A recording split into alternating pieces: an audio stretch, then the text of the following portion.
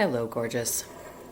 Okay, anxiety. This is so common for so many, often at a younger age, and then sometimes it stays stuck, and you're into the habit or identity of having anxiety.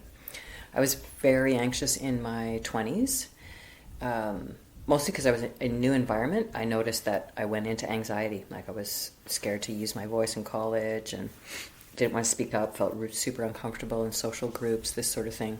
And that's where I saw anxiety come up. And that was, the experiences through which I needed to learn, or like I needed those experiences to see, oh my God, I have anxiety. Like this is new. And for you, it could be something that's been with you a long time, or maybe at certain instances or experiences in adulthood where your anxiety shows up. Regardless, I title this, your anxiety is not just anxiety, because I would love to have more of us thinking of this in a different way. Like anxiety is simply your life force buzzing. And as you know, sometimes it can be extremely uncomfortable in your body. But truly, it is your life force. It is in a way, just energy. And it shows up to say, hey, I'm in here. Like, you got to do something with me. And it might seem like common sense, but when anxiety is repeatedly showing up, it's either indicating something about you're not sharing your voice. It's indicating something is not being expressed fully. So you're not sharing your voice, potentially in situations. You've got frustration or irritation or anger that you're not sharing. Often it can be something as simple as you're not exercising. You're actually not moving the energy regularly. Like the body is meant to move, and life force energy wants to move. So sometimes when people get into an identity around anxiety, we want to look at all paths. We want to look physical, emotional, mental, spiritual, of what is not being expressed. So it might be simply like more exercise, or it's got to be built in, it's got to be regular. It could be around a sexual energy, like I'm just not getting, I'm not getting an outlet, and maybe it gets built up. It feels like it can't be free, it can't be expressed. And that doesn't mean that's the only way that you can free yourself from anxiety. It means there's something to learn there.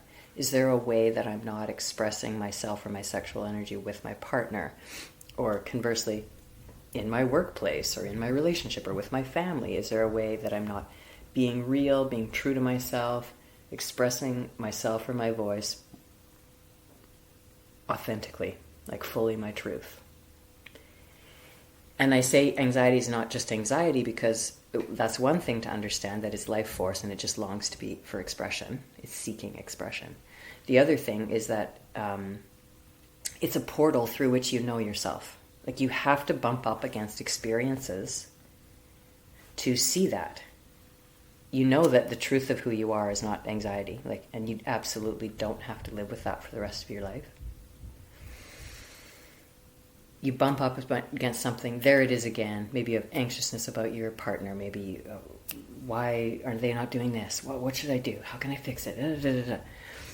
If that's repeatedly coming, and you're doing all you can in various aspects, self-care, getting physical expression, seeking support for possible stories, changing stories that you tell yourself. You want to really be clear that you have control over the stories you tell yourself. And it can also be something that is very intergenerational. Like say your anxiety only comes up when in your sexual experiences. Oh my God, what if it's going to come to the point where I have to make a decision? Do I want to have sex, or do I have to make a decision? Should I say what I really feel? Am I safe to say what I really feel? And anxiety turns on around those types of experiences. Or it's your workplace. Oh, I'm going to be in this situation again where that person is rude or talks over me or condescending or doesn't give me space to share my ideas, like whatever it is, this anxiety can start to build. But you're meant to bump up against those types of things, so that, because life is showing you, you want to express yourself. Life is showing you, express yourself. Find ways to express yourself.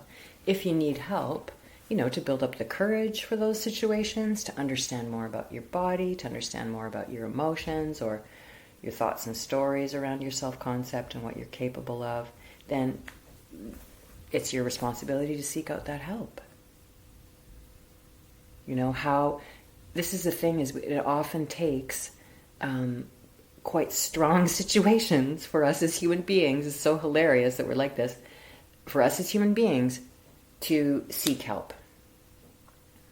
And from some of my stories that I'm humble about that, because I've been there. Harsh. But perhaps you're getting to that point over and over again and you're not seeking help. Like, your friends don't necessarily know the answer. Maybe one of them does. But you can be free of it. I absolutely don't want you to live in suffering that keeps showing up. So main things to understand is anxiety is your life force. There's some aspect of yourself, or maybe bits of all of yourself, physical, emotional, mental, and spiritual, that seek further expression, further reflection, further learning, further understanding.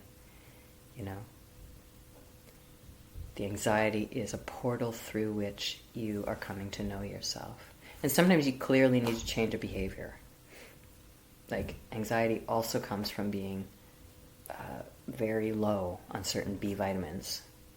That can be a result of excessive drinking on a particular night, Like, so there can be these simple, like, physiological things too.